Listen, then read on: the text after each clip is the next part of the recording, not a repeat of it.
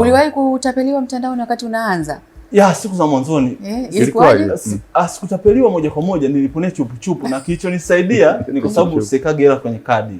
Mtu alinidia LinkedIn akaniambia, bwana Baraka, tunaona bwana tumeona profile yako ni mtu unaweza kufanya kitu fulani.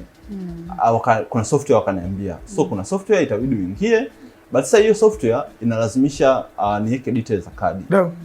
Sasa mimi nikaweka details za kadi. Yule mtu akaniambia unaonaje hiyo software? Nikamwambia inasumbua. Hiyo software ilikuwa inanipa error. Akaniambia nipe login hiyo software niingie. Sasa kumbe hiyo software ilikuwa na weakness moja.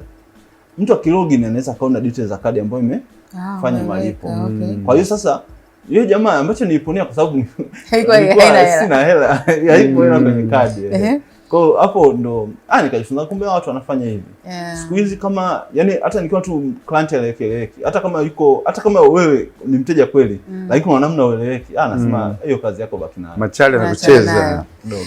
Kama ungepata nafasi ya kwanza upya leo, ni hatua zipi ambazo ungezifanya ambao unasema kazi yangu ya kwanza dola 20,000 50 ingekuwa ndio nazipokea?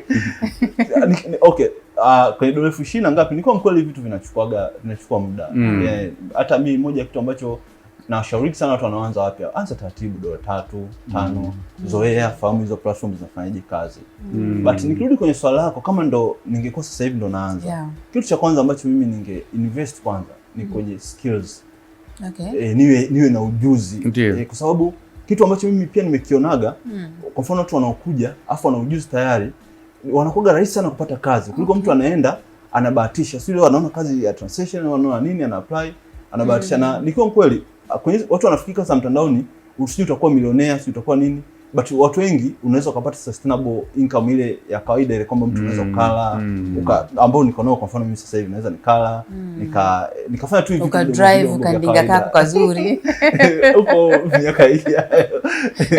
Lakini watu nafikiri na pia ndio inapolitaga shida hapo, ni watu wanafikiria ukishakuwa ukishafanya kazi mtandaoni sio lazima uendeshe magari makubwa, uwe na nyumba kubwa na nini. Hapana, unaweza kuwa tu mwalimu wa kawaida unalipa 700,000, 800,000, lakini tofauti ya kufanyia kazi ofisini unafanyia tu nyumbani. Nadhani watu wangekuwa na mentality hiyo, labda ingekuwa rahisi.